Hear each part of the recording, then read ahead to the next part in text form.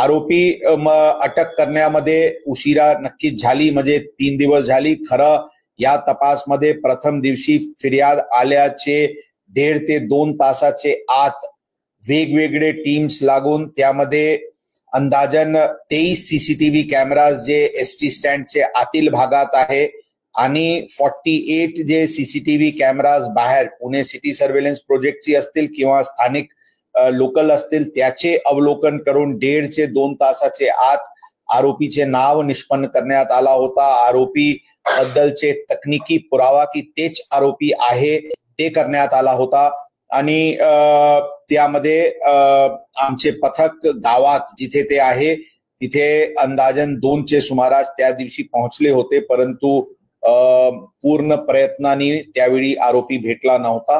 काल शेवटी आरोपी भेटलेले आहे. यामध्ये गावाचे नागरिकांचे आम्ही आमचे तर्फे आणि पुणे शहर पोलीस दलातर्फे त्यांचे धन्यवाद देतो. त्यांचे आम्ही आभारी आहोत आणि खरं आम्ही स्वतः त्या गावात भेट देऊन त्यांचे नागरिकांचे सत्कार आम्ही करणार आहे आणि तिथे जे लोकांनी मदत केले त्याचे आम्ही विशेष अभिनंदन स्वतः जाऊन त्या गावात आम्ही करणार आहे.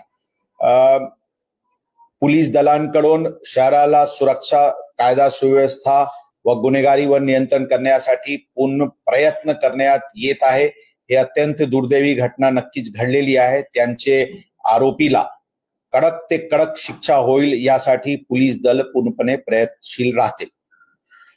कल रात 1:10 के आसपास Swargate rape bus terminal rape incident के आरोपी को गुनाट गांव से डिटेन किया गया था.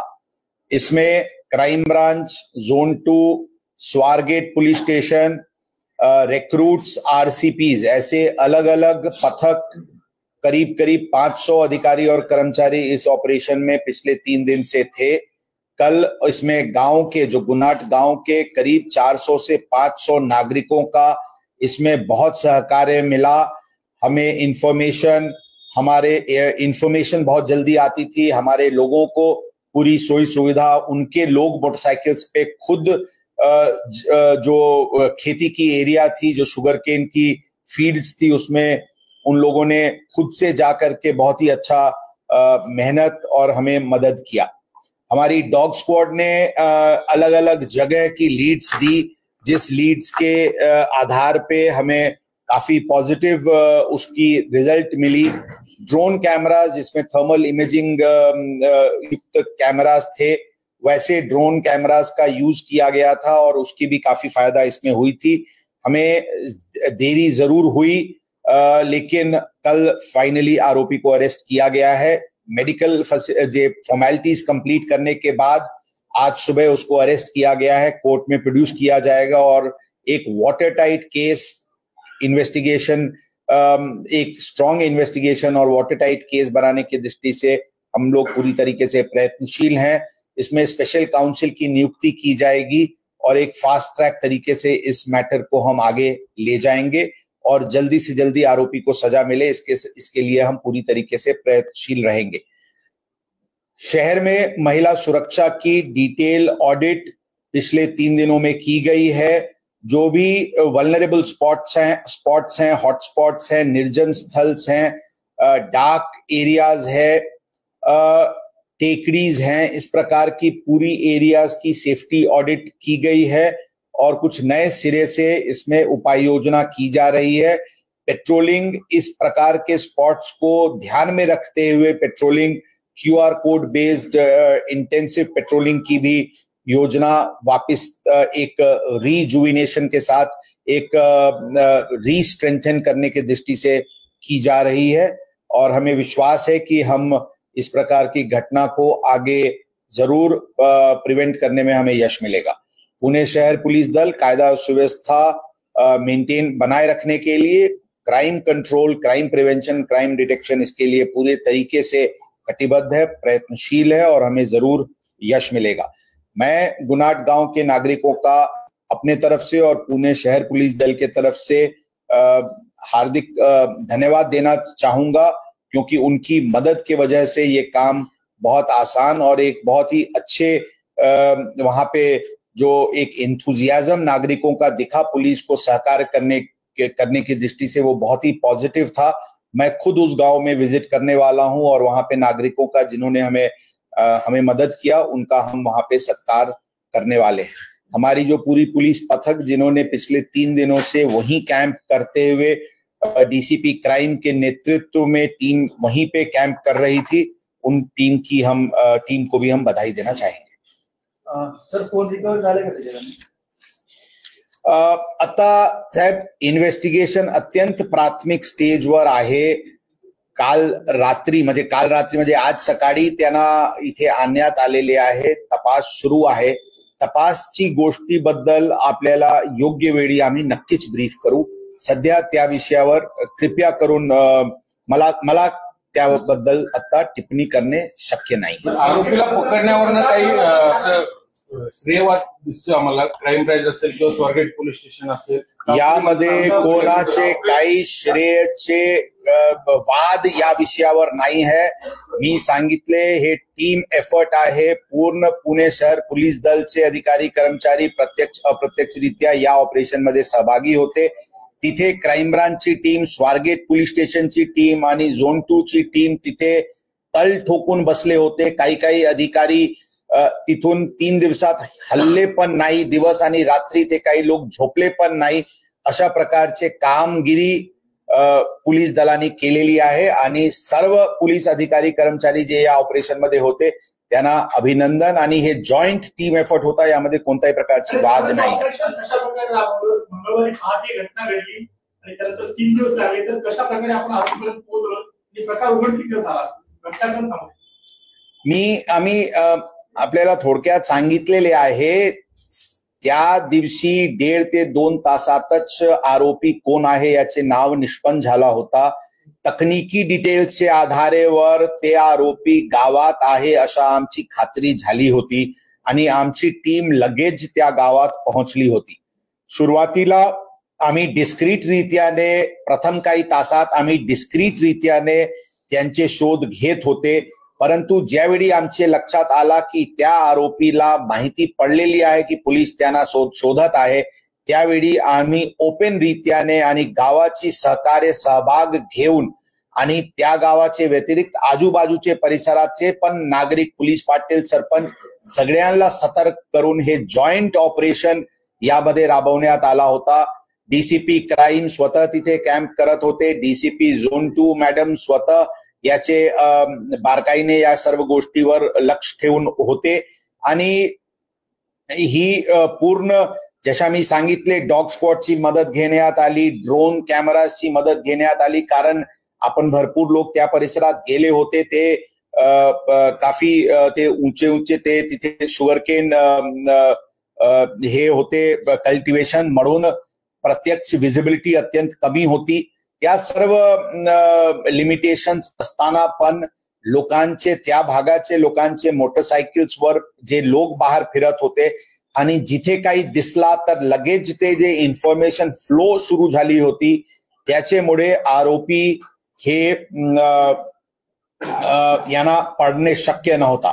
पूर्ण परिसर बाहेर आउटर पेरिफरल आम्ही कॉर्डन ऑफ केले होते की त्यांना त्या फील्डचे बाहेर त्यांना पडता येत नाही।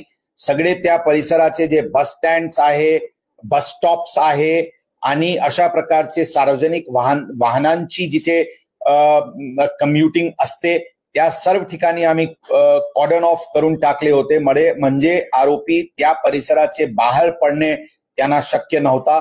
आणि म्हणून ते बाहेर सगळे कॉर्डन ऑफ केल्यानंतर इंटरनल आमचे जे कोम्बिंग झाला, त्याच्यानंतर शेवटी हे आरोपी आम्हाला भेटला।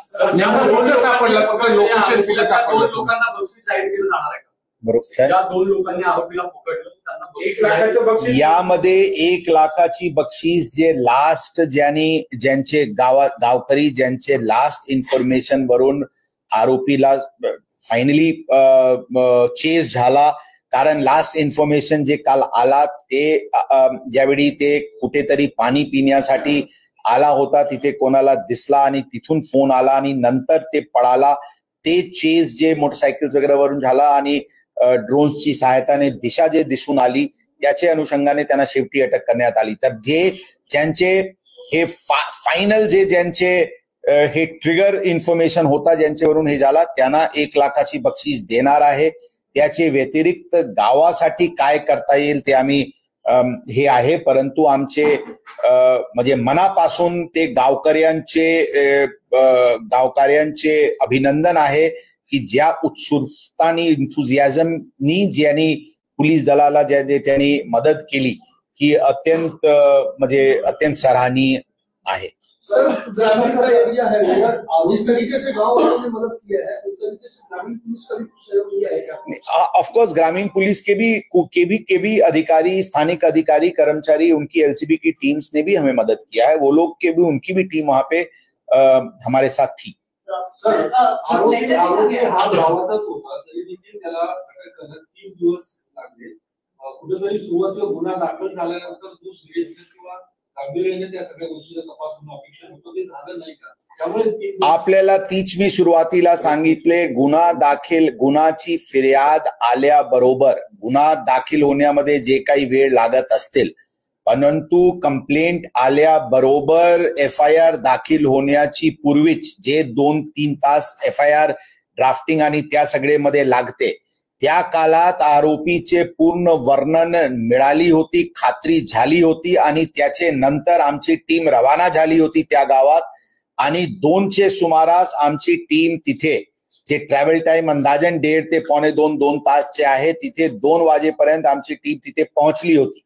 जशा आम्ही सांगितले सुरुवातीला डिस्क्रीट ऑपरेशन ठेवण्यात आली होती, कारण आम्हाला आम्हाला वाटत होता की आरोपी लगेचच आम्हाला तिथे भेटून जाईल, परंतु तिथे ते शक्य झाला नाही आणि तरी पण सुरुवातीचे काळात ते आरोपीला समजणार नाही की इथे हे गुन्हा दाखल झालेले आहे म्हणून आरोपी तिथे भेटतील। या दृष्टीने डिस्क्रीट रीत्याने ऑपरेशन चालू होती। ज्यावेळी आमचे लक्षात आला की आरोपीला समजलेले आहे त्यावेळी आम्ही हे ऑपरेशन ओपन केला। म्हणून यामध्ये कोणताही प्रकारचे सुरुवाती फर्स्ट मोमेंट पासून आमचे पूर्ण teams, DCP zone 2, additional CP west region, additional CP crime, DCP crime, त्यांचे पूर्ण टीम्स जॉईंट CP साहेबांचे मार्गदर्शनाखाली सगळे अत्यंत जोरात या दृष्टिकोनातून ऍक्शन आमच्याकडून झाली होती। सर, हा सराईत गुन्हेगार आहे, तर बरेच गुन्हे या अशा हिस्ट्री शीटर करून घडतात। याचाही एक गुन्हा स्वारगेट पोलीस स्टेशनला होता। अपेक्षा होती लोकांची की जर याचा रेकॉर्ड आहे तर त्याच वेळी प्रिव्हेंटिव्ह ऍक्शन, तर इथून पुढे असे हिस्ट्री शीटर आहेत, तर यासाठी काही वेगळं धोरण आपण जानेवारी 2024 ला एक गुन्हा 22 जानेवारीचे सुमारास एक कंप्लेंट मोबाईल चोरी बद्दलची आली होती, ज्यामध्ये FIR दाखल आहे। त्याचे पूर्वी 2019चे त्यांचे विरुद्ध 6 गुन्हे पुणे ग्रामीण हद्दीत किंवा अहमदनगरचे अहिल्यानगरचे हद्दीत असे प्रकारचे गुन्हे 2019 ला दाखल आहे। 5 किंवा 6 गुन्हा 2019चे आहे, 1 गुन्हा जानेवारी 2024चे आहे। एक गुन्हा असल्यामुळे खरं तर ते या प्रकारचे गुन्हा करतात अशा प्रकारचे आमचे रडारावर नव्हता, परंतु जशा पूर्णपणे सिक्युरिटी ऑडिट करण्यात आलेली आहे, सेफ्टी ऑडिट करण्यात आलेली आहे, यामध्ये ज्या आरोपीवर 1 पेक्षा जास्ती मॉलेस्टेशन किंवा एकापेक्षा जास्ती रेप असे प्रकारचे गुन्हे ज्यांच्यावर दाखल आहे आणि ज्यांचे अनोळखी इस्मावर अशा प्रकारचे रेप्स आणि मॉलेस्टेशनचे गुन्हा दाखल आहे, त्याचे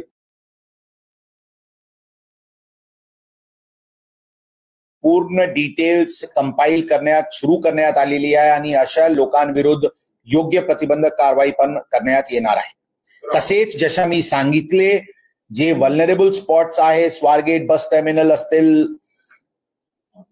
बस स्टँड, इतर बस स्टँड असतील आणि अशा प्रकारचे निर्जन स्थळी आणखी डिसिप्लिनिंग मोहीम कसे घेता येईल त्याबद्दल पण स्ट्रॅटेजी तयार करण्यात आलेली आहे। त्याचे पण अंमलबजावणी लवकरात लवकर सुरू करण्यात येईल। त्यावेळी त्याच्याकडे काही पेस्टिसाइडची बॉटल आढळून आली असं काही आत्महत्येच्या विचारात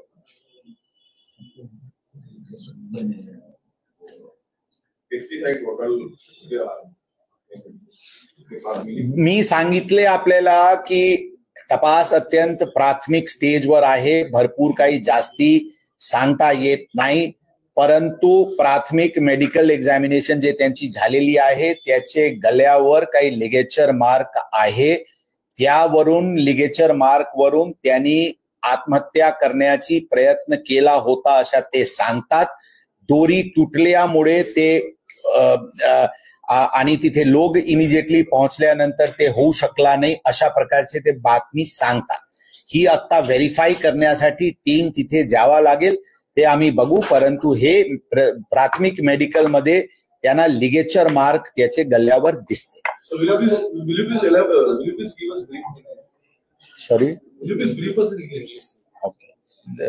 not many people will be interested. तो गणेश गव्हाणे म्हणून एक मुलगा आहे, त्यांनी बाईट दिलाय, तो म्हणतो की मी पहिल्यांदा आरोपीला पकडून दिलं. काय मला एक्झॅक्टली नाव कोण पकडला त्याबद्दल सांगता हो, मी सांगितले ना, केले ना ऑलरेडी सिक्युरिटी ऑडिट म्हणजे व्हिजिट होऊन सगळे पॉइंट्स ठरलेले आहेत. त्याची अंमलबजावणी 1-2 दिवसात सुरू करण्यात येईल. वेगवेगळे मुद्दा त्यामध्ये आहे, त्याबद्दल प्राथमिक जे सर्वे झालेली आहे त्यामध्ये काय काय ऍक्शनेबल इश्यूज आहे ती करण्यात ती लिस्ट आउट करण्यात आलेली आहे आणि त्याच्यावर संबंधित एजन्सी सोबत चर्चा करून हे करण्यात येईल. फॉर एक्झाम्पल कसे एन्श्युअर करायचे की बसेसचे दरवाजा लॉक राहतील किंवा मागच्या बाजूला जे काही बसेस कंडेम्ड सारखे काही बसेस आहेत त्यांना कसे हे करता येईल. बाहेरचे फुटपाथ्सवर जे अवैध अतिक्रमण आहेत त्यांना डिसिप्लिन कसं करता येते. काही जे स्पॉट्स आहेत जिथे सीसीटीव्हीचे कव्हरेज नाही आहे तिथे कसे वाढवता येईल. सिक्युरिटी रक्षकची जे त्यांचे आहे त्याचे डिप्लॉयमेंटची काय शेड्यूल असायला पाहिजे. असे वेगवेगळे इश्यूज पोलीस दलांकडून लिस्ट आउट करण्यात आलेली आहे. संबंधित डिपार्टमेंट सोबत कोऑर्डिनेट करून त्याच्यावर एक फॉर्मल ऍक्शन प्लॅन तयार करण्यात येईल आणि लवकरात लवकर ते सुरू करण्यात येईल.